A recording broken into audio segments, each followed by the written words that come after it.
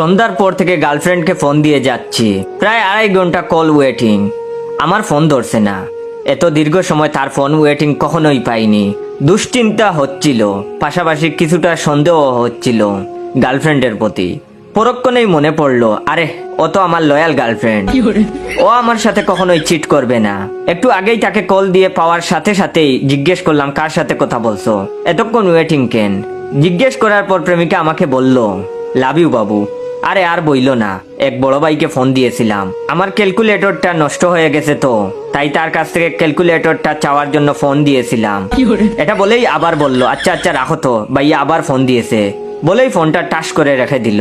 আমি বিগত 8 ঘন্টা ধরে ফোন দিয়ে যাচ্ছি, আবার কল ওয়েটিং। যাক বাবা, আমি আরো কিনা কি উল্টাপাল্টা ভাবছিলাম, গার্লফ্রেন্ড আমাকে আবার ঠকাচ্ছে কিনা, চিট করছে কিনা। দূর, হুদাই সন্দেহ করছিলাম। ক্যালকুলেটর চাইতে এত সময় নিয়ে কথা বলবে, 1 মিনিটের মধ্যেই তো কথাবার্তা শেষ হয়। খুব সম্ভবত ক্যালকুলেটর আবিষ্কারের আগের পরের ইতিহাস।